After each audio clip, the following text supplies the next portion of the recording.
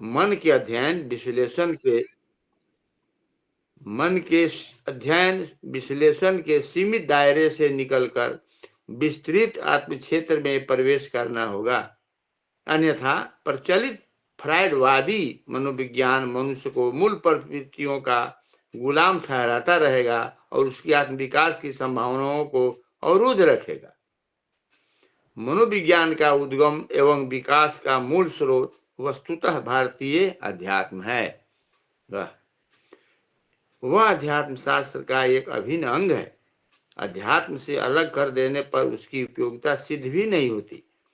आत्मविज्ञान से कटकर मनोविज्ञान मन के अध्ययन विश्लेषण तक कैसे सीमित हो गया, इसका एक क्रमिक इतिहास है।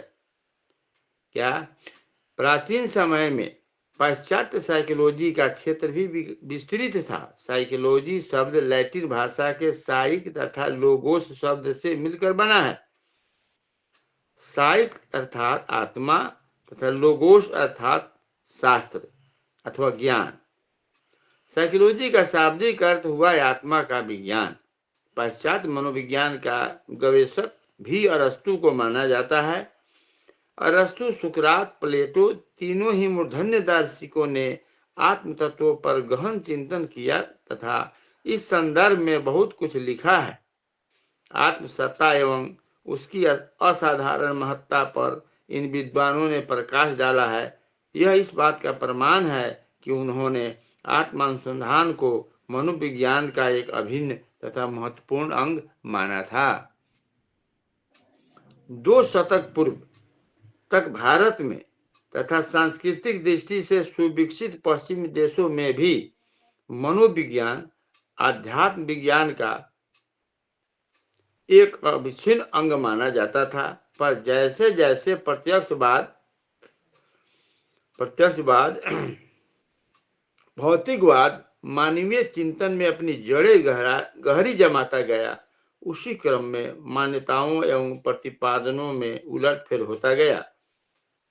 समय समय पर मनोविज्ञान की परिभाषाएं भी बदलती गई,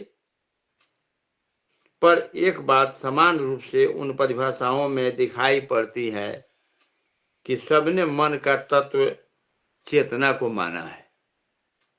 यह अंतिम बात है कि सबने मन का तत्व चेतना को माना है। मनोविज्ञान का टिंचनर ने मन का विज्ञान के रूप में उल्लेख किया है तथा मन की विशेषताओं को 3 भागों संवेदना, प्रतिभा तथा भावना के रूप में विभाजित किया है। अनेक मनोवैज्ञानिकों ने मनोविज्ञान को चेतना के विज्ञान के रूप में परिभाषित किया है। चेतना के भी जो अर्थ विभिन्न विद्वानों ने लगाए हैं, उनमें परस्पर मतभेद है। वार्ड ने चेतना को अनुभव के अर्थ में प्रयुक्त किया। व्यवहारवादी मनःशास्त्रियों ने चेतना के स्थान पर अनुभव को ही प्रधानता दी। वाटसन ने उसे आत्मा के स्थानापन के रूप में माना। इस तरह चेतना शब्द आज भी मनोविज्ञान के क्षेत्र में विवादास्पद बना हुआ है। विलियम जेम्स ने मनःशास्त्र का चेतना की अवस्थाओं के रूप में वर्णन किया तथा उसका विश्लेषण कर 4 रूपों में प्रतिपादित किया। चेतना की अवस्था से उनका अभिप्राय संवेदनाओं, इच्छाओं, संवेगों और संकल्पों के अध्ययन से था। पिल्सबरी ने मनोविज्ञान को मानव व्यवहार का विज्ञान बताया। व्यवहारवादी मनःशास्त्री वाटसन ने मनोविज्ञान में सीखे अथवा बिना सीखे हुए कथनों अथवा कार्यों के रूप में मानव व्यवहार को सम्मिलित करते हुए उसे प्राकृतिक विज्ञान कहा है। उन्होंने मनःशास्त्र का प्राकृतिक विज्ञान की प्रयोगात्मक शाखा और चेतना का उत्तेजक प्रतिक्रिया सिद्धांत के आधार पर प्रतिपादन किया। नॉर्मन एल मन ने मनोविज्ञान के अध्ययन में अनुभव एवं व्यवहार का समन्वय स्थापित किया। उनका कहना था कि चेतन अनुभव के विज्ञान से तथा ज्ञान व्यवहार से संबंधित होता है। दोनों अलग अलग बात है। उनका कहना था चेतन अनुभव के विज्ञान से और ज्ञान व्यवहार से संबंधित होता है। इस तरह अनुभव एवं व्यवहार आंतरिक एवं बाह्य जीवन की अभिव्यक्तियां हैं। व्यवहारवाद के जन्म के पश्चात मनोविज्ञान तथा शरीर विज्ञान में भेद स्थापित कर विलियम मैकडूगल ने मनोविज्ञान की परिभाषा देते हुए कहा, वह एक ऐसा विज्ञान है जो संपूर्ण शरीर के व्यवहार का ज्ञान कराता है। वुडवर्ड के अनुसार मनोविज्ञान व्यक्ति की क्रियाओं का विज्ञान है। क्रियाओं से उनका अभिप्राय केवल शारीरिक क्रियाओं से ही नहीं अपितु ज्ञानात्मक एवं भावनात्मक क्रियाओं से भी था। सीखना, स्मरण करना एवं विचार करना आदि मानसिक क्रियाएं इसमें समाहित हैं। मैकडूगल ने मनोशास्त्र को ज्ञान, भावना व क्रिया 3 भागों में विभक्त किया। मनोशास्त्र को नई दिशा देने तथा मन की चेतना अचेतन परतों के विषय में विश्व को नई जानकारियां देने में आधुनिक मनोवैज्ञानिकों में फ्रायड, जुंग, एडलर आदि मूर्धन्य माने जाते हैं। पर इन विद्वानों का ज्ञान भी मन के दृश्य पक्षों तक ही सीमित है। दृश्य के पार भी अदृश्य क्षेत्र में संभावनाओं के रहस्यमय एवं सामर्थ्यवान स्रोत मानवीय अंतर में ही विद्यमान है। यह जानना अभी भी शेष है। कुछ मनोशास्त्रियों ने भारतीय प्राचीन योग मनोविज्ञान की समग्रता एवं गूढ़ता की ओर इंगित करते हुए कहा है कि मानवीय सत्ता की विशद एवं सर्वांग पूर्ण व्याख्या करने में वह आज भी समर्थ है। डॉक्टर कैनन अपनी पुस्तक इंडिविजुअल इन्फ्लुएंस में लिखते हैं कि भारत हमको मनोविज्ञान एवं मन की क्रियाओं के संबंध में फ्रायड, एडलर तथा पश्चिमी विचारकों से कहीं अधिक ज्ञान दे सकता है। इसका कारण बताते हुए कहते हैं कि शाश्वत ज्ञान अनुभूतियों पर अवलंबित होता है। भारतीय मनुष्यों ने शरीर ही नहीं मन एवं बुद्धि से भी परे जाकर आत्मा के क्षेत्र में गहन मंथन किया। ध्यान की गहन अनुभूतियों में उन्होंने अनुभव किया कि शरीर एवं मन से भी समर्थ सत्ता आत्मा के रूप में मनुष्य के भीतर ही विद्यमान है, जिसके विकास पर प्रगति अवलंबित है। सर जॉन वुडरफ की प्रख्यात पुस्तक वर्ल्ड एज पावर रियलिटी में लिखते हैं, वेदांत मनोविज्ञान के विकास की चरम अभिव्यक्ति है। वेदांत के सिद्धांत ऊंचे से ऊंचे दार्शनिक और मनोवैज्ञानिक सिद्धांतों में भी श्रेष्ठ है। पॉल ब्रंटन ने अपनी पुस्तक विजडम ऑफ द सेल्फ में लिखा है कि भारत के पास उसके आध्यात्मिक ज्ञान की प्राचीन बातें हैं। भारत के पास उसके आध्यात्मिक ज्ञान की प्राचीन बातें हैं, जिसकी गहराई एवं विस्तार की तुलना किसी से नहीं की जा सकती। वैज्ञानिक क्षेत्रों में अब जो नई खोजें होती जा रही है, वे प्राचीन भारतीय खोजों का ही समर्थन करती देखी जाती है। भारतीय ऋषियों मनीषियों ने जो कुछ भी लिखा अथवा उद्घोष किया, वह सब मनोशास्त्र को भी दिशा देने में समर्थ है। विद्वान जूलियट जॉनसन ने पथ ऑफ द मास्टर्स में उल्लेख किया है कि आधुनिक मनोवैज्ञानिक अनुसंधानों का आधार मनुष्य की चेतना का साधारण जीवन और प्रयोगशालाओं में प्रकट हुआ बाह्य रूप है, जिससे मात्र मन के स्वरूप एवं सामर्थ्य की सीमित जानकारी मिलती है। उससे मानवीय व्यक्तित्व एवं उसकी संभावनाओं का सर्वांगीण परिचय नहीं मिलता। आधुनिक मनोशास्त्री यह बात बता सकने में असमर्थ हैं कि मनुष्य के व्यक्तित्व के विकास अथवा पतन के वास्तविक कारण कौन कौन से हैं। क्या मानवीय चेतना ऋषि मनुष्यों की अधिष्ठात्री भी हो सकती है? प्रश्न उठता है। मनोविज्ञान इस पर कुछ भी प्रकाश नहीं डालता, जबकि समय समय पर इसकी पुष्टि में प्रमाण अतीन्द्रिय संपन्न व्यक्तियों के रूप में मिलते रहते हैं। पदार्थ जगत शरीर एवं मन से भी परे जाकर अदृश्य के गर्भ में एक पक रही घटनाओं का उद्घोष करने वाले भविष्यविदों का परिचय भी देश विदेश में मिलता रहता है, जिसे देखकर वैज्ञानिक एवं मनोवैज्ञानिक दोनों ही हतप्रभ होते हैं।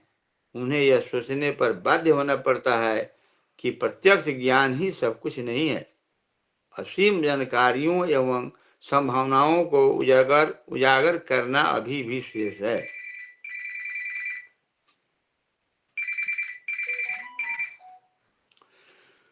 जीवन का अंत भौतिक शरीर के साथ मानने वालों को गहरी ठेस उस समय लगती है जब पुनर्जन्म के अकाट्य प्रमाण सामने आते हैं। देखिए, जीवन का अंत भौतिक शरीर के साथ मानने वालों को गहरी ठेस उस समय लगती है जब पुनर्जन्म के अकाट्य प्रमाण सामने आते हैं। वे नहीं जानते कि किस आधार पर कोई व्यक्ति अपने पूर्व जन्म का लेखा जोखा स्वप्रमाण प्रस्तुत कर देता है। आधुनिक मनोशास्त्र इसकी व्याख्या करने में पूर्णतः असमर्थ हैं। स्थूल एवं सूक्ष्म के अतिरिक्त मनुष्य के भीतर कारण शरीर भी विद्यमान है, जिसमें जन्म जन्मांतरों के संस्कार एवं अनुभव से संचित होते हैं, जो किसी दिशा विशेष में चलने एवं विशिष्ट कार्य करने की प्रेरणा देते हैं। फ्रायडवादी मनोविज्ञान व्यक्तित्व की इन गहरी परतों की कोई जानकारी नहीं देता। फलतः मनोविज्ञान का वर्तमान ज्ञान अगणित मानवीय समस्याओं का सुनिश्चित हल नहीं प्रस्तुत कर पाता है। अगणित सामर्थ्यों का स्रोत मानवीय सत्ता में मौजूद है। उन्हें जानने, समझने तथा शक्तियों को करतलगत करने के लिए प्रचलित मनोविज्ञान से आगे बढ़कर योग मनोविज्ञान के क्षेत्र में प्रवेश करना होगा, जो न केवल मनुष्य की मूल सत्ता की सर्वांग जानकारी देता है, वरन उसके विकास का मार्ग भी प्रशस्त करता है।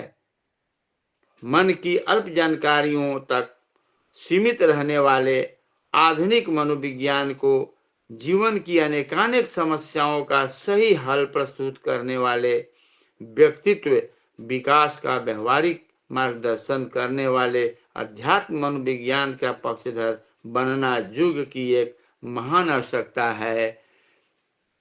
यह शीर्षक पूरा हुआ भैया। प्रणाम। वाचन इस शीर्षक का पूरा हो गया। जी भाई साहब, दीदी बहुत प्रणाम। बहुत आभार आपको, और बहुत ही सुंदर वाचन रहा आपका। बहुत चीजें आपने स्पष्ट की।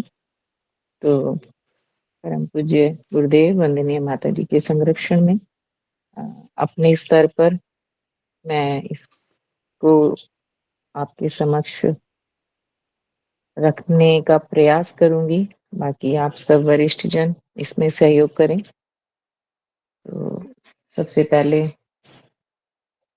तो हमें ये जो विषय चला आ रहा था, पिछले 3-4 टॉपिक हमने जो देखे, या पूरा आप कहें कि ये जो हमारा स्वाध्याय चल रहा है चेतन अचेतन वाला, इसमें एक जो अभी पिछले 3-4 हम पढ़ रहे थे 3-4 दिनों से, उसमें जो बात आ रही है आधुनिक मनोविज्ञान के ऊपर आ रही थी।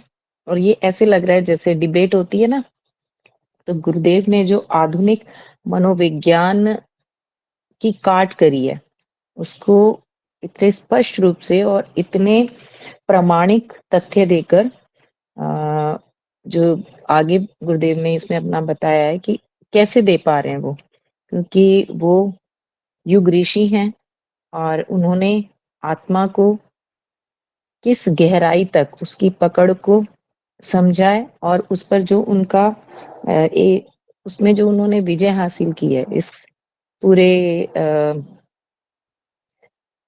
प्रकृति, ईश्वर और आत्मा को जानने में, समझने में, उसी के आधार पर वो हम सबको जागरूक कर रहे हैं। लेकिन बहुत ही जैसे एक होता है ना वैज्ञानिक दृष्टिकोण के साथ में, क्योंकि जो सूत्र आज प्रचलित हैं और जिस मनोविज्ञान के आधार पर हमने अपने जीवन का ढर्रा बनाया है, उसको समझाने के लिए गुरुदेव ने इसका जो नामकरण किया इसका टॉपिक का, तो उन्होंने कहा आधुनिक मनोविज्ञान का उपनयन संस्कार किया जाना चाहिए। तो यहाँ हमें उपनयन संस्कार के अर्थ को समझना होगा। वैसे तो हम सभी परम पूज्य गुरुदेव के मार्गदर्शन में चल रहे हैं और सब जानते हैं कि उपनयन संस्कार कितना आवश्यक और जरूरी है। तो उपनयन का क्या अर्थ है, यहाँ पे हम इसको थोड़ा सा समझेंगे कि एक नई दृष्टि, एक नई सोच। जैसा कि आरंभ में गुरुदेव इसमें बता रहे हैं कि जो अविज्ञात शक्तियां हैं वो कितनी अधिक हैं। आज हम समझ रहे हैं कि जितना गुरुदेव ने इसमें जो प्रारंभ किया कि कोई व्यक्ति जानता नहीं था कि जो बिजली है, भाप है, चुंबक है या परमाणु ऊर्जा है, इनकी इन शक्तियों की क्या संभावनाएं हो सकती हैं, मतलब किस स्तर तक इनको उपयोगी और कारगर बनाया जा सकता है। कुछ लोग होंगे जिन्होंने सोचा होगा, जो बहुत ही ज्ञानी रहे होंगे, जिनकी कल्पना शक्ति बहुत विलक्षण होगी, तो वो जैसे कल्पनाओं में हम पहले एक दुनिया बनाते हैं, लेकिन आज उसको हमने करतलगत कर लिया, यानी कि आज हम उसको प्रत्यक्ष देख रहे हैं, उनकी उपयोगिता को और उन सुविधाओं को या उस भौतिक जगत को जिसका आनंद भी ले रहे हैं हम सब। लेकिन गुरुदेव कह रहे हैं कि ये उसमें से कुछ भी नहीं है, जो अविज्ञात अभी भी छिपा हुआ है। तो हमने ये जो सारा कुछ जो आधुनिक मनोविज्ञान ने जो सूत्र दिए हैं, उसमें उन्होंने जो बताया गुरुदेव ने कि एक चीज और मेरे इसमें आ रही थी कि ये सब कुछ हम तो जान रहे हैं, हम लोग जैसे स्वाध्याय मनन चिंतन से या योग या अपने शास्त्रों के अध्ययन से जो हमने समझा है कि ये सब जो उत्पन्न हुआ, ब्रह्म से उत्पन्न हुआ, वो एक ही कोई अद्वैत शक्ति है जिसने ये सब कुछ उत्पन्न किया। तो यहाँ एक जो बात कही है गुरुदेव ने कि संभावनाएं कितनी है, असीम की संभावनाएं कितनी है, ये हमें पता ही नहीं है। तो इसमें जो वो कह रहे हैं कि जिस तरीके से हमने बिजली, भाप, चुंबक और इनको तो बना लिया उपयोगी, उसका भी अभी बहुत कम है वो जो इतना हमारे हाथ लगा है। कहने भी तो ब्लैक होल, साइक्लोन, सूर्य और जो गुरुत्वाकर्षण की प्रचंड शक्तियां हैं, इनका भी उपयोग होना बाकी है। तो मैं ये कह रही थी कि वो तो श्रेष्ठ तत्व जिन्हें कहा गया है, आदर्शों का समुच्चय कहा गया है ब्रह्म को, या जिससे ये सब कुछ उत्पन्न हुआ है, तो इस सृष्टि में कुछ भी बेकार तो है ही नहीं। यानी कि हम उसकी उपयोगिता को नहीं जानते, इसीलिए वो छूटा हुआ है। तो उनमें से यदि ये सब चीजें उत्पन्न हुई हैं तो सभी कितनी विलक्षण होंगी और उनका किस स्तर तक हम सदुपयोग कर सकते हैं, इसकी खोज करना बाकी है। तो इसके माध्यम से गुरुदेव ने हमें बताया कि जैसे प्रकृति है, प्रकृति में हमने देखा मतलब बहुत ही रहस्यमय है। तो दो चीजें इसमें चल रही हैं, एक हमारे सामने जो जड़ प्रकृति कह देते हैं हम उसको, और एक चेतन हम मनुष्य को ले लेते हैं। तो दोनों के विषय में ये बताया है गुरुदेव ने कि जिस तरीके से प्रकृति रहस्यमयी है, उसी प्रकार से हमारा जो ये शरीर है, ये जो पिंड है, जो मानवीय काया है, ये भी विलक्षण है, लेकिन हम जानते नहीं है। इसके बारे में भी हमें जानकारी नहीं है। सिर्फ कायिक स्तर पर या शारीरिक विज्ञान जो हमें दृश्य है या दिखाई देता है, या जो आधुनिक चिकित्सा शास्त्रियों ने जो खोजें की हैं, उसी लेवल पर हम जान पाए हैं। तो दोनों को समझना और अनंत संभावनाओं तक पहुंचा जा सकता है, लेकिन उसमें आज उसकी कितनी आवश्यकता है, गुरुदेव इस पर बार बार ध्यान खींच रहे हैं कि जो हमें ये जो आधुनिक मनोविज्ञान है, इसने सिर्फ बाहरी स्वरूप या भौतिक जगत या जो दृश्यमान है, केवल उसी के सूत्र हमें दिए या उन्हीं पर हम चलने लगे और हमने जो उन्होंने कहा कि ये कब आ गया? क्योंकि पहले मनोविज्ञान ये नहीं था। इसमें जो उन्होंने इसका अर्थ भी दिया है साइकोलॉजी का कि साइक का अर्थ ही आत्मा था और शास्त्र का अर्थ ज्ञान था, लोगस जिसको कह रहे हैं साइकोलॉजी। तो आत्मा का विज्ञान। लेकिन आज हमने जो आज वाला मनोविज्ञान है उसमें आत्म तत्व अ, जैसे कहीं खो गया है। आत्म तत्व के विषय में कोई जानकारी लोगों को नहीं है और उसकी समझ भी नहीं है और उसके बारे में जानने का भी कोई प्रयास नहीं किया जा रहा। बाहरी रूप से जो चीजें दिखाई देती हैं, हम उन्हीं को मान रहे थे। तो ये प्रत्यक्षवादी और भौतिक दृष्टिकोण जब से पनपा, तो ये इसमें आगे गुरुदेव ने ज्यादातर तो बताया है चेतना के विषय में अलग-अलग जो मनोवैज्ञानिक हुए हैं कि उन्होंने क्या-क्या रखा। लेकिन ज्यादातर उन्होंने ये बताया कि वो चेतना को यही समझते थे कि मनुष्य का व्यवहार कैसा है या उसकी फीलिंग्स कैसी हैं। तो अब ये जो चीजें तो हमें अपने सामने जैसे होता है ना, कुछ लोगों पर हमने अध्ययन किया, उनकी मनोवृत्तियों को देखा, उनके क्रियाकलापों को देखा, उसके आधार पर हम निष्कर्ष निकालते चले गए और हम उसकी व्याख्या करते चले गए। जैसा कि आपने देखा होगा कि जो भी रिसर्चेज़ होती हैं, जो बच्चे स्टडीज़ करते हैं, तो उसमें हमेशा एक क्षेत्र दे दिया जाता है, तो उस क्षेत्र में जाकर जो भी पर्टिकुलर विषय उन्होंने लिया है, तो वो कुछ लोगों के पर सर्वे करते हैं, जानकारियाँ एकत्रित करते हैं। लेकिन ये सब जो जानकारियाँ थी, ये वही जानकारियाँ हैं जो बाहरी रूप से, स्थूल रूप से दिखाई देती हैं। तो अब उसमें तो जो भी निकलेगा तो वो स्थूल रूप से ही निकलेगा, उसका जो रिज़ल्ट आएगा। तो गुरुदेव ने यही कहा कि अब हमें एक नई दृष्टि की आवश्यकता है। हमें नए तरीके से इसको समझना होगा और इस मनोविज्ञान को समझने के लिए एक नया इसका नवीनीकरण करना पड़ेगा। और उसके लिए गुरुदेव ने हमारा ध्यान दिलाया है, जैसे कि कुछ विदेशी मनोवैज्ञानिकों ने भी बताया कि जो अगर आप इसकी जानकारी चाहते हैं, तो हमें भारतीय मनोविज्ञान को समझना पड़ेगा। और क्योंकि उन्होंने इसमें दिया है, जो मनःशास्त्र है, इन्होंने कहा है ये कि इनविजिबल इन्फ्लुएंस में ये डॉक्टर कैनन है, उन्होंने दिया कि भारतीय हमको मनोविज्ञान और मन की क्रियाओं के संबंध में फ्रायड, एडलर तथा पश्चिमी विचारकों से कहीं अधिक ज्ञान दे सकता है। क्योंकि जो इस समय प्रचलित ज्ञान या मनोविज्ञान, जो भी आज के बच्चे हैं, आप साइकोलॉजिस्ट के पास भी जाएंगे तो मैं आपको प्रत्यक्ष बता रही हूँ, एक्सपीरियंस भी, जो लोग ये बच्चे जो साइकोलॉजिस्ट बन चुके हैं, जो डॉक्टरी ट्रीटमेंट दे रहे हैं, वो खुद अपने मानसिक स्तर पर अपनी समस्याओं का समाधान भी नहीं कर पा रहे हैं और अपने जीवन में भी वो बहुत कंफ्यूज्ड है।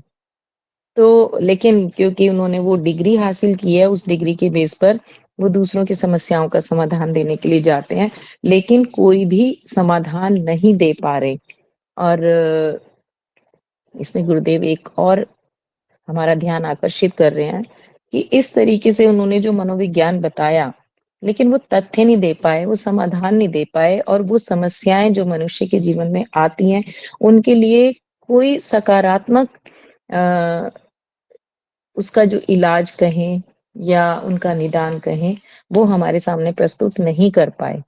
तो इसी के लिए वो कह रहे हैं कि जब उनके पास ये सिर्फ स्टडी करके और प्रचलित अवधारणाओं के आधार पर उसको साबित कर देना कि मनुष्य की मूल प्रवृत्तियां इस प्रकार की होती हैं और इसलिए वो ऐसा करता है, उसको एक कहते हैं ना, एक फेवरेबल बना देना, क्योंकि क्योंकि उसकी मूल प्रवृत्तियां ऐसी हैं तो वो तो ऐसा ही करेगा। तो इसको एक फेवर कर दिया उन्होंने कि उसके गलत सही सब पे एक टिक लगा दिया और उनसे कह दिया कि कोई समाधान नहीं दे पाए वो कि ऐसा वो करता है तो उसको ठीक कैसे किया जा सकता है या उसको मानवीय गरिमा के अनुकूल कैसे बनाया जा सकता है। तो उन्होंने यही बताया है कि जो मानवीय चेतना है या जो हमारा ये मनुष्य का शरीर है, इसमें कितनी विलक्षण क्षमताएं हैं, इनको जानना समझना कितना जरूरी है और किस तरीके से हम इसको जान सकते हैं या इसका जो समाधान है वो हमें कहाँ मिलेगा। तो इसमें उन्होंने बताया कि ये जो आधुनिक वैज्ञानिक थे, तो इसमें अरस्तु, सुकरात और जो प्राचीन इनके मनोवैज्ञानिक रहे हैं, इन लोगों ने प्लूटो, ये इस प्रकार के दार्शनिक थे, मतलब जिनको मूर्धन्य दार्शनिक की संज्ञा उन्होंने दी है। आप लोगों ने अगर इनके विषय में पढ़ा हो, तो ये आत्मा के क्षेत्र में इन लोगों ने बहुत अधिक प्रयास किया था। और लेकिन क्योंकि आधुनिक समाज ने इन लोगों को अपना लिया, ये जो फ्रायड एडलर, क्योंकि हमारी जो सभ्यता बदली या हमारी मानसिकता बदली, तो हम लोगों ने जो एक अनुशासन का पालन करना पड़ता है आत्मिक क्षेत्र में, तो हम कहीं न कहीं जैसे मन पर आ गए और अपने मन के वशीभूत होकर हमने आपको वो गुरुदेव के साहित्य से, तो क्योंकि ये पूरा चेतन चेतन की बात हो रही है कि मन को छुट्टल छोड़ देना चाहते थे हम, उस अनुशासनहीनता में जीना चाहते थे और वो आसान लगा सभी को। तो आधुनिक समाज उनके इन नियमों को अपनाता चला गया। इस मनोविज्ञान को अपने जीवन में उन्होंने जैसे महत्वपूर्ण स्थान दे दिया। और जो पिछले जितने मूर्धन्य वैज्ञानिक थे, मनोवैज्ञानिक थे, या जो सूत्र देते थे, क्योंकि पुरुषार्थ कोई नहीं करना चाहता। सारी बात यहाँ आ रही है कि हम उस मालूम होने के बाद भी हम उस अनुशासन में नहीं बंधना चाहते, तो हमें ये आसान लगे ये सूत्र, तो इसलिए इनका प्रचलन बहुत हो गया। और आज का जो हमारा समाज है, जो भी हम देख रहे हैं, ये उसका परिणाम है। तो रिजल्टेंट हमारे सामने है और हम देख रहे हैं कि आज हम कितनी परेशानियों में घिरे हुए हैं। हमारा समाज की दिशा क्या हो गई है, हमारी जो यंग जनरेशन है वो किस क्षेत्र में आगे बढ़ रही है, और मनोविकारों की कितनी संख्या हो चुकी है कि भौतिक रूप से इतने समृद्ध होने के बाद भी हम आज अपने बच्चों को या अपने समाज को निकृष्टता के किस स्तर पर ले जाकर हमने छोड़ दिया है या हम पहुंच चुके हैं, हम सभी इसको देख रहे हैं। और यहाँ जो बैठे हुए लोग हैं हम सब, तो गुरुदेव के संरक्षण में, उनके मार्गदर्शन में, उनके साहित्य का अध्ययन करके, क्योंकि वो जो योग की बात उन्होंने की है कि कोई योग वेत्ता, कोई भारतीय दार्शनिक, कोई भारतीय ऋषि मुनि, जिन्होंने, क्योंकि उन्हीं के पास वो ज्ञान है जो हमें वो समाधान प्रस्तुत कर सकता है जो इस समाज की दिशा धारा निर्धारित कर सके और पुनः जीवंतता में ला सके इसको। और वो जो विलक्षण बीज हमारे अंदर है, हमारी सामर्थ्य, संभावनाओं की अनंतता जो हमारे भीतर विद्यमान है, उस तक ले जाने के लिए जो एक आंतरिक दृष्टि हमें चाहिए, उसके उसके समाधान दिए हुए हैं। उसको आगे बढ़ाने के लिए हमें क्या करना चाहिए, वो सभी सूत्र हमारे योग दर्शन में है, हमारे शास्त्रों में है। और जो हमारे प्राचीन मनीषी थे, उन्होंने उस पे गहन अध्ययन, गहन शोध किया है, यानी मन और बुद्धि से परे जाकर। तो ये तो मन और बुद्धि तक ही रह गए। तर्क वितर्क वाला जो ये जो सिद्धांत है, जितना मनोविज्ञान है, ये सब तर्क वितर्क वाला है। और तर्क और वितर्क तो सिर्फ बुद्धि के क्षेत्र तक रह जाते हैं, लेकिन उससे आगे कौन कौन सी चीजें हैं, ये हमारे ऋषि मुनियों ने खोज करके निकाली हुई चीजें हैं। इसीलिए बार बार कहते हैं सुकरात भी भारत आए थे, ये अरस्तु, सुकरात वगैरह, इन्होंने भारतीय शास्त्रों का अध्ययन किया था और इसीलिए वो सूत्र भी दे पाए थे। तो आत्म तत्व की जानकारी उन लोगों को थी और उसका क्या विज्ञान है उसको भी वो लोग समझते थे। तो इसमें गुरुदेव ने बहुत सारे हमें पुस्तकों की जानकारी दी है। जो ये हैं विदेशी राइटर्स हैं, उनके जो जो भी दिए उन्होंने सूत्र, जो जो बताया, लेकिन उन्होंने बताया कि जो ये पॉल ब्रंटन ने, उन्होंने अपनी पुस्तक विजडम ऑफ द सेल्फ में लिखा है कि भारत के पास ही उसके आध्यात्मिक ज्ञान की प्राचीन बातें हैं और उसकी गहराई और विस्तार की तुलना किसी से भी नहीं की जा सकती। और खोजें हो रही हैं, तो आज जब आ रहे हैं कुछ कुछ तथ्य सामने आते हैं, क्योंकि लोग तो यही जानते थे, जैसा हमने कल भी, अमन भैया ने भी स्पष्ट किया कि ये जीवन है मौज मस्ती के लिए है, चाहे उधार लेकर घी पीने की। कहने का अर्थ है कि प्रत्यक्षवाद में जीना, कि जब तक जीवन है तब तक जियो, उसके बाद, मृत्यु के बाद किसने देखा है कि क्या होगा। लेकिन वो भी तथ्य जब मनुष्य के सामने आ जाते हैं, तो तब उनके दिमाग चकराता है या घूमता है कि भई ये क्या चीज़ है? जब वो कहते हैं कि कोई पूर्व जन्म की बातें करने लगता है, तो ये जो आधुनिक अ वि मनोविज्ञान है, इसको ठेस पहुँचती है कि ये क्या था? अकाट्य प्रमाण आ जाते हैं सामने कि किस प्रकार एक छोटा-सा बच्चा अपने पिछले जन्म की बातें कर रहा है या वो कुछ जन्मजात ऐसी प्रतिभाओं के साथ अ, आ रहा है और तो जो आधुनिक मनःशास्त्र वो कह रहे हैं कि वो इसको बताने में पूर्णतया अक्षम है, असमर्थ है। उस समय पर उनके पास इसका कोई समाधान नहीं होता। तो इसलिए हमें पुनः समझने की आवश्यकता है, पुनः जानने की आवश्यकता है कि हम कहाँ गलती कर रहे हैं या हमें किस ओर अब जाना है और अपना ये जो मानवीय काया है, इसकी विलक्षणताओं को, इसकी सामर्थ्यों को समझने के लिए हमें क्या करना होगा। आगे गुरुदेव ने मतलब कि ये सब स्थूल और सूक्ष्म पर ही बात करते रह गए। सूक्ष्म में भी बहुत कम और जो गुरुदेव ने हमें दिया, वो तो कारण पर लेके गए हैं। तो कारण तक तो इनकी पहुँच कभी बनी ही नहीं क्योंकि व्यावहारिक ज्ञान तक वो रह गए। व्यावहारिक परिप्रेक्ष्य में जो कुछ लोगों के विचार थे, संवेदनाएँ थीं, भावनाएँ आई हैं इसमें उन्होंने बताया है कि जो-जो इन्होंने दिए हैं, पीछे कुछ बताया है कि उन्होंने जीवन में जो मनोविज्ञान को जो स्पष्ट किया तो क्या-क्या उन्होंने तथ्य लिए हैं उसके लिए। लेकिन उस गहराई तक कोई नहीं पहुँच पा रहा, जो भारतीय ऋषि-मुनि या हमारे ये जो आत्म तत्व को जानने वाले और बहुत सारे क्योंकि वो लोग जिन्होंने इन पर खोज की है, वो इस तरह से प्रत्यक्ष भी नहीं हुए और इनके जो अकाट्य नियम हैं, वो हमारे उपनिषदों में लिखे हुए हैं और उसी की खोज बार-बार होती रही है यहाँ पर। तो गुरुदेव भी हमारे एक आज के युग ऋषि हैं। उन्होंने पूरा जो आत्मविज्ञान है, उसको आत्मसात किया है। इसीलिए वो हमें ये दृष्टि भी दे पा रहे हैं, हमें समझा भी पा रहे हैं और वो हमें बता रहे हैं। अब हम लोगों से अब देखिए हम लोग जानते हैं सभी कि आज भी हम कहते हैं, सभी बताते हैं कि ये प्रत्यक्ष जब हम जाते हैं समाज में, तो हम समझाने में असमर्थ क्यों हैं? तो क्योंकि इतने समय से भी जिन्होंने भी जितने भी आत्मविज्ञानी रहे हैं, हम देख सकते हैं मतलब मुट्ठी भर रहे हैं वो लोग। तो इतने बड़े विश्व में, संसार में जो ज़्यादा है 70 से 80% लोग तो सामान्य जन ही हैं और वो मुट्ठी भर लोग हैं, उनमें से ही कुछ लोग इस आत्मज्ञान को समझ पाएँगे, आत्म साक्षात्कार कर पाएँगे।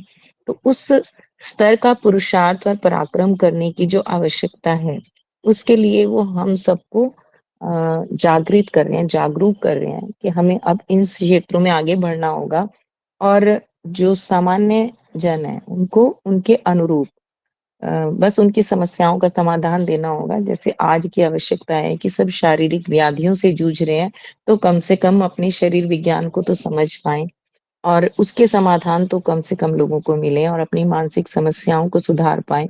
और जो आगे बढ़ सकते हैं, तो वो जो रिसर्च स्तर पर जाना है, उस अनुशासन को हमें अपनाना है, जिससे हम आत्मा को पा सकें और जो ये विलक्षण प्रतिभाएँ हैं और जो गुरुदेव बता रहे हैं कि जो भी संभावनाएँ हो सकती हैं, संभावनाएँ यही हो सकती हैं कि जब हम उस अद्वैत के साथ मिल जाते हैं, तो उस अद्वैत में ही समाहित हो जाते हैं, तो हमारी शक्तियाँ तो उस स्तर तक हमारे बीचे बीज बीज रूप में दबी हुई हैं।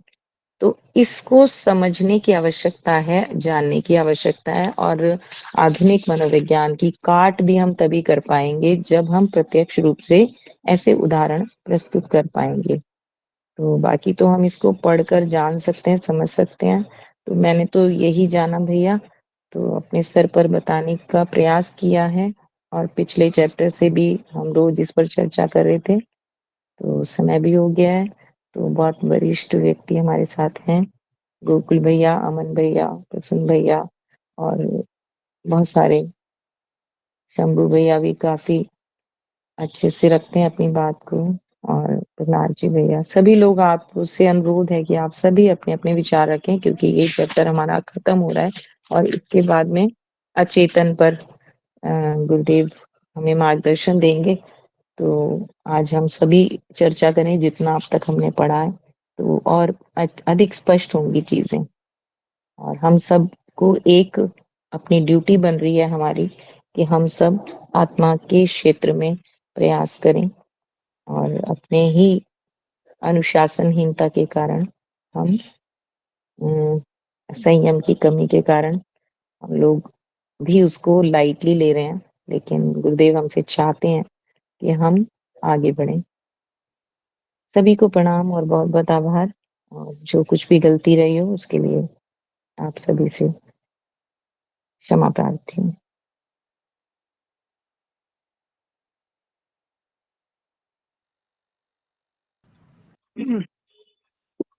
बहुत बहुत आभार दीदी।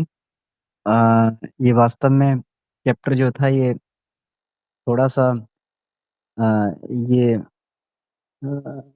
जिसको ये कहना चाहिए थोड़ा क्लिष्ट है ये। थोड़ा सा इसको कठिन है थोड़ा सा इसमें जो इन्होंने जो, क्योंकि ये पश्चिमी जो हमारे मनोवैज्ञानिक खुद ही इसमें बहुत कंफ्यूज्ड हैं, तो इसलिए जो है पढ़ने वालों को भी थोड़ा कंफ्यूजन होता है। तो बहुत बहुत आभार इसके लिए। और इसके साथ इसी चैप्टर के साथ एक चेतन का पक्ष हम लोग का समाप्त होने जा रहा है, जिसको हम करीब करीब 2 महीने से हम लोग स्वाध्याय कर रहे थे। करीब करीब इस पर इस विषय पर जो है करीब 70 से ऊपर क्लास, 70-72 क्लासेस करीब इसमें हो चुकी हैं, और 2 महीने से इस विषय का स्वाध्याय सतत हम लोग ये कर रहे थे। करीब 2.5 महीने से इसको पढ़ रहे थे। तो अगर इसको देखा जाए तो आज 79 80 क्लासेस हैं, तो इसका मतलब जो है 80 दिन हम लोगों ने इसको पढ़ा है। तो अद्भुत है ये। और बहुत सारे चेतना के आयाम जो है, चेतन मन के आयाम इसमें स्पष्ट भी हुए। और अब 3 दिन तक इस पर जो है हम लोग इसी पर फिर चिंतन मनन करेंगे कि इसके मुख्य बिंदु क्या थे, क्योंकि एक बार फिर इस पे पुनः इस पे थोड़ा सा ये होना चाहिए कि हमने इसमें सार तत्व क्या निकाला। ये तो बहुत सारा ये है, तो हमारे लिए जो उपयोगी था, सरल था, तो और जो मुख्य बिंदु हैं तो सार तत्व में हम लोग क्या निकाल पाए। तो इस पे 3 दिन लगातार इसमें चर्चा होगी, जिसमें गोकुल जी भाई साहब और आदरणीय राव साहब इसमें कक्षाएं रहेंगी। तो इसमें करीब करीब 20-20 25-25 चैप्टर को जो है एक दिन हम लोग लेके चलेंगे इसको और देखेंगे। और सभी से निवेदन है, ये केवल जो है ऐसा नहीं है कि इसमें केवल एक व्यक्ति का दायित्व है। सभी लोग इसको पढ़ें और कम से कम किसी एक चैप्टर को, अब इसमें स्वाध्याय में 30 लोग जुड़ते हैं, तो 30 लोग जो है एक एक चैप्टर को किसी को पढ़ें, तो एक एक चैप्टर में से एक एक चीजें निकल के लाएं। तो जैसे 1 घंटे का स्वाध्याय है, तो उसमें 1 घंटे आधा घंटा तो पूरा जो है सार प्रस्तुतिकरण में जो हमने क्या समझा इसमें ये हो, और आधा घंटे में पूरा जो है सभी के अपने अपने भी इसमें आए, तभी स्वाध्याय की सार्थकता है कि हम लोगों ने वास्तव में इसमें से कुछ निकाल पाया है। अन्यथा पुस्तक पढ़ लेना, अभी तक बहुत सारी पुस्तकें पढ़ी हमने, लेकिन इसका निचोड़ क्या निकला, और वो महत्वपूर्ण बिंदु जिसे हम अपने जीवन में इम्प्लीमेंट कर सकते हैं और बहुत कुछ उससे अपने चेतन की गहराइयों को समझ सकते हैं, तो वो सभी के समक्ष आने चाहिए वो। इसमें बहुत बढ़िया ये व्यवस्था भी चल रही है कि प्रसून भैया इसको रिकॉर्ड भी कर रहे हैं, तो फ्यूचर रेफरेंस के लिए भी इसको रिकॉर्ड करके रख लिया जाएगा। और जो ये 3 क्लास होंगी तो पूरे चेतन को हम लोग 3 क्लासों में समझ पाएंगे। तो इसकी जो समग्रता जो है तभी आएगी जब सभी लोग इसमें अपना अपना महत्वपूर्ण योगदान दें। तो कम से कम एक चैप्टर में जो है इसको कम से कम एक एक चैप्टर करके जो है उसको ये करें, उसमें स्वाध्याय कर लें, उसमें पढ़ लें, और थोड़ा थोड़ा जरूर प्रस्तुतिकरण करें 1-1 मिनट का। ज्यादा नहीं इसमें करना है, क्योंकि 30 मिनट का समय रहेगा, तो 30 मिनट में 30 लोग अगर 1-1 मिनट एक एक चैप्टर को अगर ये करके करेंगे, तो महत्वपूर्ण बिंदु। और 1 मिनट बोलना कोई बहुत ज्यादा मुश्किल नहीं है, एक चैप्टर पढ़ के और उसको पॉइंट्स को अंडरलाइन कर लेना, उसी को पढ़ के बोल देना, तो ये जो है बहुत ये सरल भी है और लाभकारी भी है, महत्वपूर्ण भी है। तो तो सभी को बहुत-बहुत आभार है इतने इसमें जो है जुड़ने के लिए। अ, इसमें इस विषय को आगे विषय आने वाले हैं, चेतन का विषय, सुपर चेतन का विषय है, तो उन विषयों पे और भी आगे अधिक गहरी गुत्थियाँ रहेंगी और उनको समझने का हम लोग प्रयास करेंगे। तो मीना दीदी को इसके लिए बहुत-बहुत आभार। इसमें देखिए अलग-अलग इसमें जो बात कही गई, एक बात तो ये है न इसमें निकल के आई है कि अभी जितना समझा गया उसके आगे बहुत कुछ समझना बाकी है, आधुनिक मनोविज्ञान द्वारा। और जो आधुनिक मनोविज्ञान है वो सभी जो है एकमत होते हैं तो चेतन पे एकमत होते हैं, क्योंकि चेतन का ही वहाँ पे ऊहा-पोह करने में लगे हुए हैं। कुछ अचेतन पर भी बात की है, सुपर चेतन का पक्ष तो अभी बिल्कुल छोड़ के रखा हुआ है। जो आधुनिक मनोविज्ञान है, सुपर चेतन का पक्ष, जहाँ से मनुष्य को देवता और महान बनाया जा सकता है, वो संभावनाएँ अभी अभी आधुनिक मनोविज्ञान स्पर्श नहीं कर पा रहा उन संभावनाओं को। ये समझ नहीं पा रहा है कि किसी के व्यक्तित्व को कैसे आमूल-चूल बदल के उसको जो है दिव्य देवता और उसको जो है ये बनाया जा सकता, महान संत बनाया जा सकता है। इसको अभी स्पर्श नहीं कर पाया ये, और अभी क्योंकि कुछ उसकी अपनी सीमाएँ हैं, जिनसे सीमाओं से उसको निकलना पड़ेगा, इसीलिए गुरुदेव ने कहा छलांग लगा के आगे बढ़ना पड़ेगा। गुरुदेव ने कहा है कि इसको जो है इसको आगे की छलांग लगा के आगे बढ़ना पड़ेगा, तब जो कहीं जो है उसको चेतन सुपर चेतन वाला हिस्सा जो है उसको पकड़ में आएगा। तो इसको इसमें आगे बढ़ना ही पड़ेगा। फ्राइड की मान्यताओं से या फिर और भी जो मान्यताएँ जो हैं उनसे आगे बढ़ के, क्योंकि ये जो साइक और लोगस का जो बात कही गई, इसमें साइकोलॉजी की बात कही गई है, तो आत्मा का विज्ञान है। और जितने मूर्धन्य जो पश्चिम पश्चिम जो हमारे अ, फिलोसोफर्स रहे हैं, फिलॉसफी के जन्मदाता रहे हैं, जिन्हें अरस्तू और सुकरात और ये हम लोग ये बोलते हैं, तो उनका जो है उनका सभी का जो है उन्होंने आत्मा के लेवल पर ही जाके, आत्मा के स्तर पर ही जाके इस पर शोध की। और भारत उनका शोध का आधार भी भारत का ही ज्ञान था। उसी आधार पर उन्होंने किया और भारत के ज्ञान का काफ़ी सम्मान वो लोग करते रहे, और उसमें उनके ये भी आते हैं, प्रसंग भी आते हैं, बहुत सारे उसमें देखने को मिलते हैं। अ, तो जो जो हमारा मनोविज्ञान है या आधुनिक मनोविज्ञान में जी कहना चाहिए, ये पूरा का पूरा एक स्वर से ये तो स्वीकार करता है कि मन का तत्व चेतन होता है, मन का तत्व चेतन होता है। तो मतलब चेतन मतलब कॉन्शियस, कॉन्शियस को मान के वहाँ पर बात हो रही है कि जो भी कॉन्शियस में है, चेतन में है, उसी को मान के सारी चीज़। अब जो व्यवहार है, जो इसमें 2 चीज़ इसमें बताई गई हैं चेतन को। अ, इसमें भी जो पश्चिमी मनोवैज्ञानिक हैं, उनकी मान्यताएँ भिन्न स्तर की हैं। कोई चेतन को ये कहता है कि व्यवहार स्तर की बात इसमें होती है, चेतन को व्यवहार स्तर का बताता है। कि जो भी हम बाहरी व्यवहार कर रहे हैं, जिस प्रकार का हमारा बाहरी व्यवहार है, वो हमारे चेतन के उसमें आता है, सीमा में आता है। और कोई इसको अनुभव का विषय बताता है, अनुभूति का जो आंतरिक अनुभूतियाँ हैं, उसका विषय इसको बताता है। तो दोनों जो है इसमें परस्पर ये विवादास्पद रहते हैं। और जो है ये इसमें ये हुए हैं, नॉर्मन एलमन। तो जो नॉर्मन एलमन ने जो है मनोविज्ञान का उन्होंने बताया कि ये दोनों ही हैं इसमें, अनुभव भी और व्यवहार भी है। तो अनुभव का मतलब हो गया कि बिना अनुभव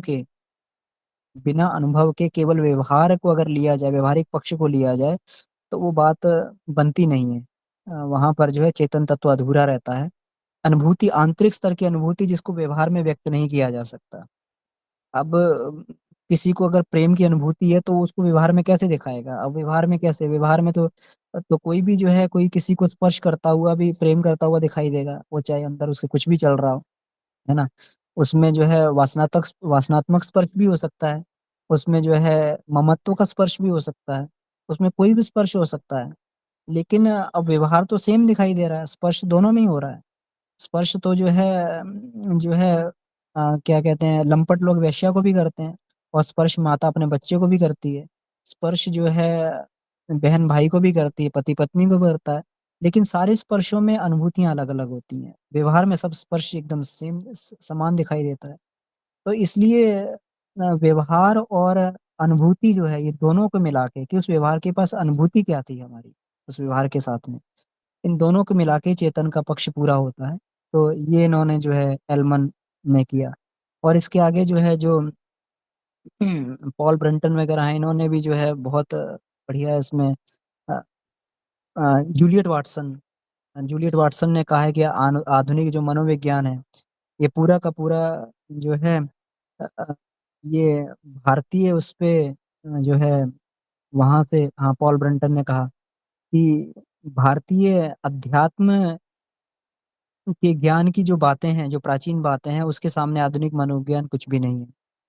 उसकी तुलना नहीं की जा सकती है। तो ऐसे करके पश्चिमी मनोविज्ञान जिन्होंने वास्तव में गहराई तक जाने की कोशिश की, उन्होंने इसका वो भी किया, उन्होंने जो है इसका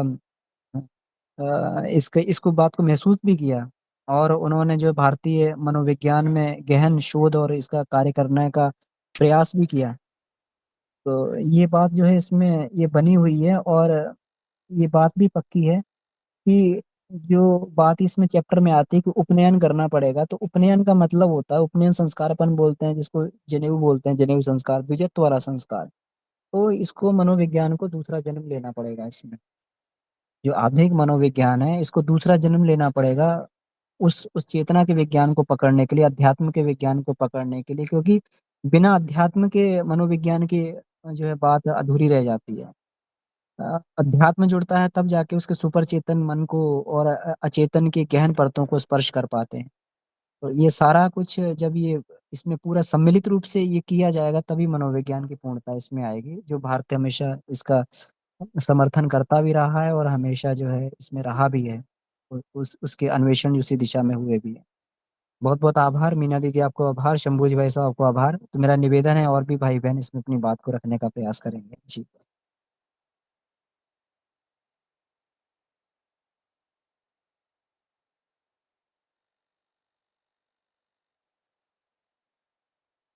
दीदी जी, दिबा दीदी।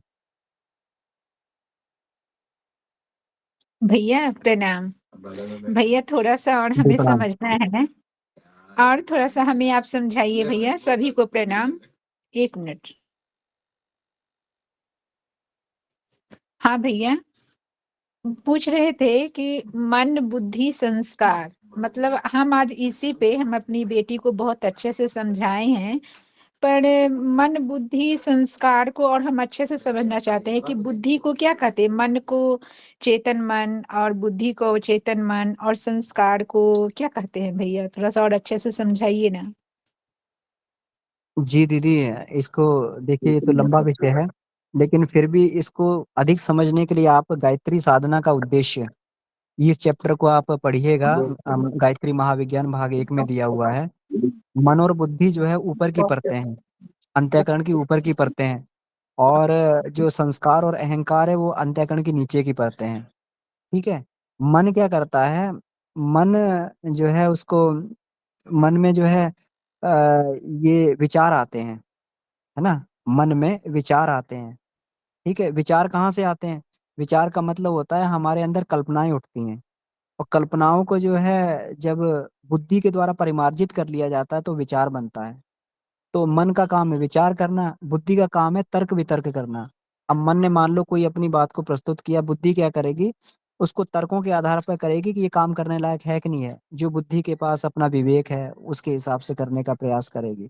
तो ये ऊपर की इसमें ये चलते रहते हैं। नीचे की परतें जो होती हैं, संस्कार जो होता है हमारे जन्म जन्मांतरों की आदत होती हैं।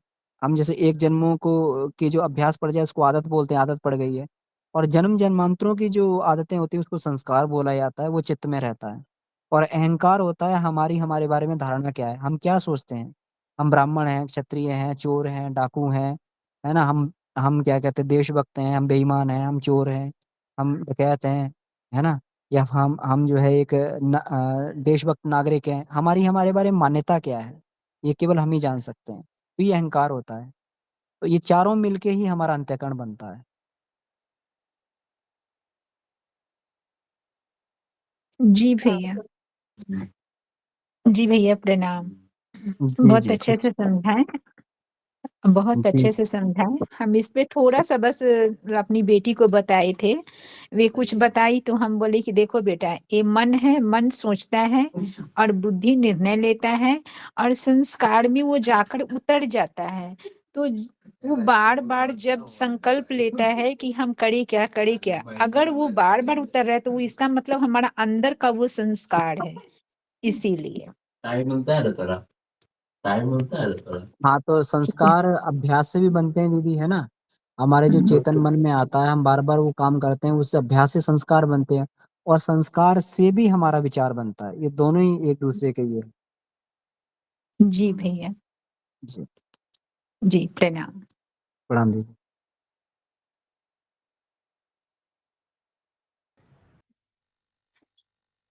जी प्रणाम भैया, प्रणाम सभी को।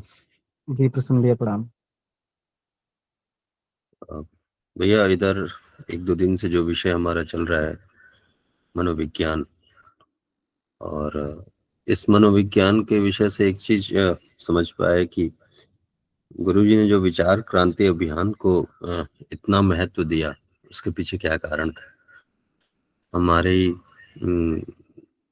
आज के वर्तमान समय में या कुछ समय पहले से भी हम ले सकते हैं, तो इधर अंधी युग का जो समय रहा है उसमें विचारों की ही सबसे ज्यादा गिरावट हुई थी, और उन विचारों को जो आधार दिया गया था ऐसे ही मनोवैज्ञानिकों के द्वारा, जो अम, भौतिक शरीर को या ऐसी चीजों को ही आधार मान के वो सारा कुछ अपने सिद्धांतों को वो लोग रखे।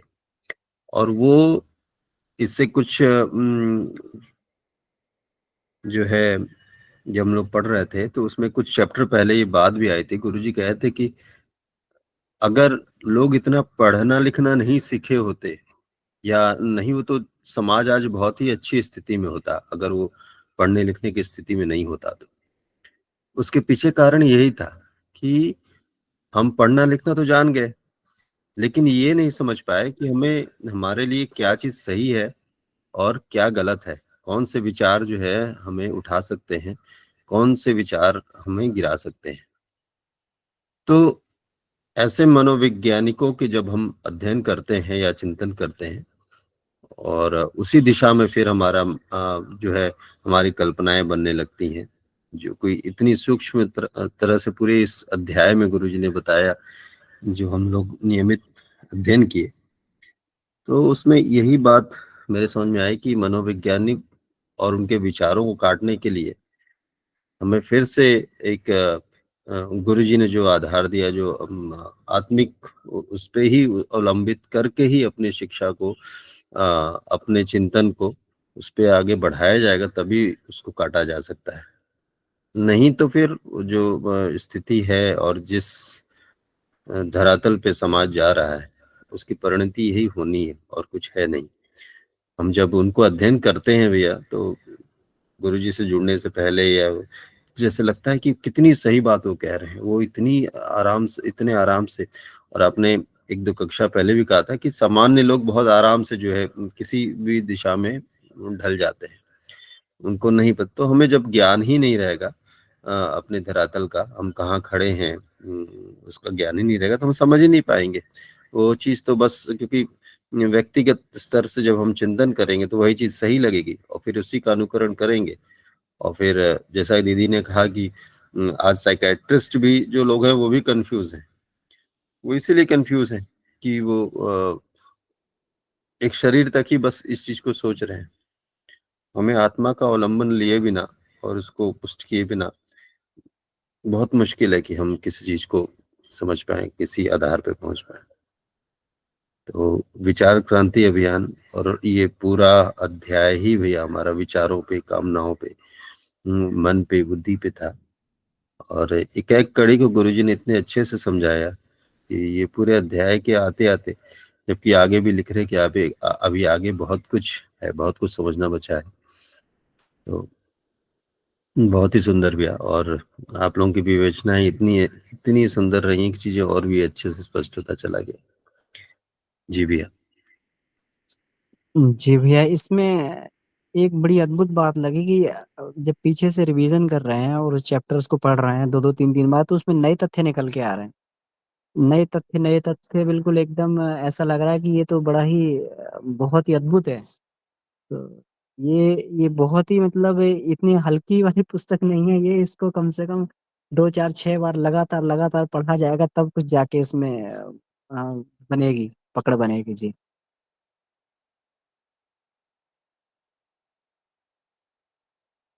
जी। और भी गोकुल जी भाई साहब इसमें हैं, है नहीं? गोकुल जी भाई साहब इसमें शायद लग रहा है नहीं। गोकुल भैया चले गए भैया। जी जी जी। तो और भी इसमें अभी तो समय भी हो गया भैया, तो इसको फिर समाप्ति करते हैं फिर, है ना? जी भैया जी। अगर जी प्रश्न है अमन भैया, मैं एक प्रत्यक्ष उदाहरण रख रही हूँ, अनुभव इस चीज का नहीं, पर ये जैसे प्रसून भैया ने कहा ना कि आज ये जो हमारा पढ़ा लिखा समाज है, यानी भ्रष्टाचार किस हद तक व्याप्त हो गया है हमारे अंतर मन में, कि अभी दिल्ली के एम्स की बात कर रही हूँ मैं, जो कि नया आयुर्वेद पर जो ये बना है एम्स, अभी एक नया बना है। और ये पापा के साथ कोई प्रॉब्लम होने के कारण मैंने सोचा वहां पे ये सब था, कि ये पंचकर्म और ये सब है। तो जो मैं प्रत्यक्ष देख कर आई कल, मेरा अनुभव, और आज उसमें ये रहा कि इतना आधुनिक उसको बनाया गया है रिसर्च सेंटर के नाम पर।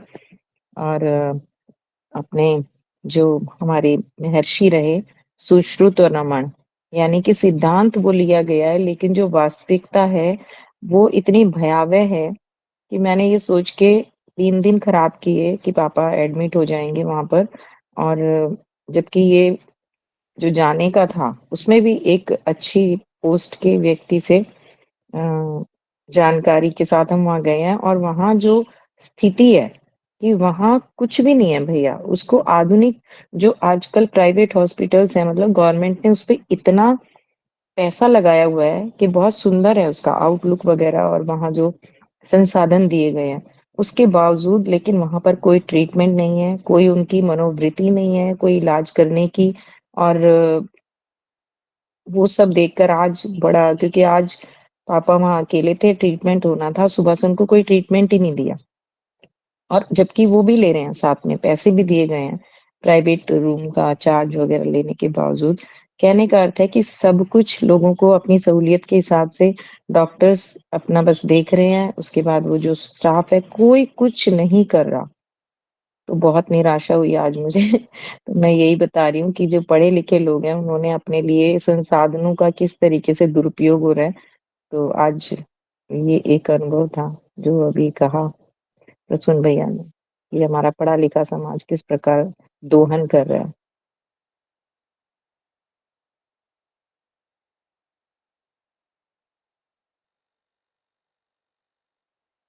जी दीदी बिल्कुल, बहुत सही कहा आपने। तो समय हो गया है, लेकिन मीनू दीदी तो अपना जो है रखते हुए बात को हम लोग समापन करेंगे। जी दीदी।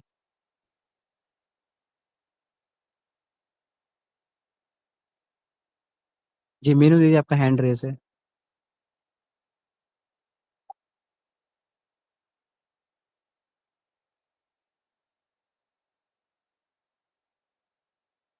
ठीक है, तो अब मुझे लगता है कि शांति पाठ किया जा सकता है भैया। जी भैया। ठीक है, शांति पाठ करते हैं। परम पूज्य गुरुदेव, वंदनीय माता जी और सभी ऋषि सत्ताओं को धन्यवाद देते हुए शांति पाठ करते हैं। ओ शांति शांति शांति। समाप्त। सभी को प्रणाम। धन्यवाद। सभी सभी को प्रणाम। प्रणाम भैया, प्रणाम सभी को। प्रणाम भैया, सभी को प्रणाम। सभी को प्रणाम।